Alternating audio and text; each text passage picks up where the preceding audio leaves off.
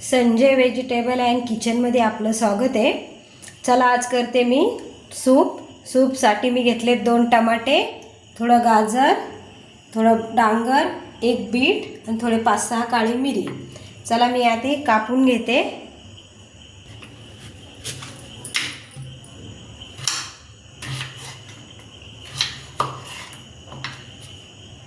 आधी डांगराचे काप करून घेऊ बारीक।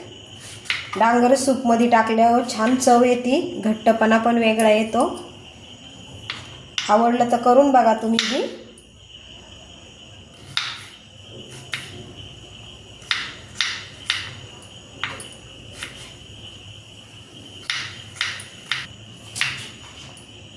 थोडं गाजर कापून झालं, आता डांगर घेते बारीक काप करून। तसं टमाटर पण बारीकच कापू, काकी आता हे कापून घेते ना सगळं। तर खास टमाट्याचं सूप नाही आहे, मिक्स सूप आहे, त्याच्यामुळं टमाटर पण कापूनच घेते।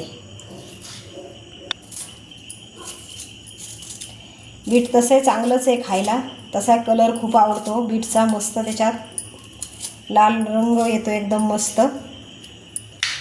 बीट अख्खा नाही घ्यायचा, अर्धाच घ्यायचा, काकी ते एकसारखं झालं पाहिजे सगळं। हे झालं आपलं सगळं कापून। आता याला धुवून उकळायला टाकते। पातेल्यात पाणी टाकले, आता आपण या भाज्या टाकून घेऊ सगळे।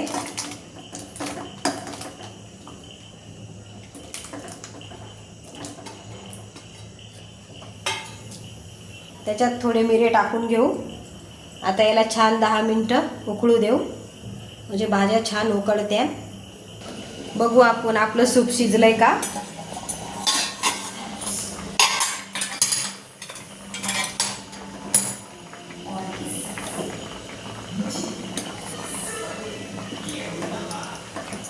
या झाल्या आपल्या सूपच्या भाज्या शिजून, डांगर बी छान शिजलंय, बीट पण छान शिजलंय। आता आपण याला थोडं काढून घेऊ, गार करू, मिक्सरमध्ये फिरून मग सूप करू।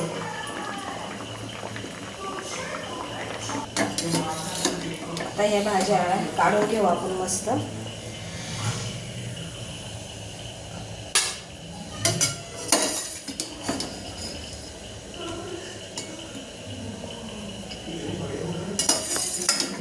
हे छान आपण मिक्सरमधून एकसारखं करून घेतलंय। आता देते फोडणी। थोडं तिखट टाकून घेऊ लाल, काकी गोड गोडच येते सगळं। चवीनुसार मीठ बी याच्यात टाकून घेऊ। पातेलं तापलंय आपलं, त्याच्यात थोडं साजूक तूप टाकून घेऊ।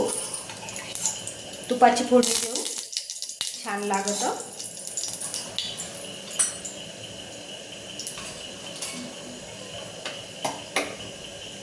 थोडं जिरं मोहरी आपण टाकून घेऊ याच्यात।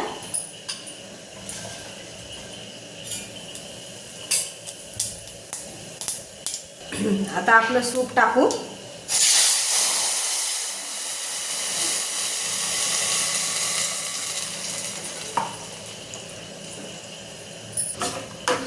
हे बघा छान कलर आलाय त्याला मस्त। आता घट पण आहे मस्त व्यवस्थित। आता याला थोडं 5 मिनिटं उकळू देऊ।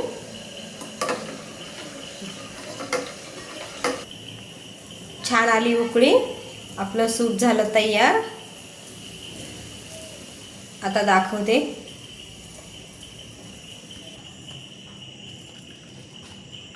मस्त लाल लाल रंग आलाय सूपला।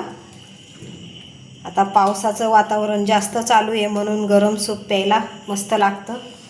पावसाळ्यात सतत सूप करून प्यायचं। हे झालं आपलं सूप तयार। आवडलं तर लाईक करा, सबस्क्राईब करा, कमेंटमध्ये नक्की सांगा।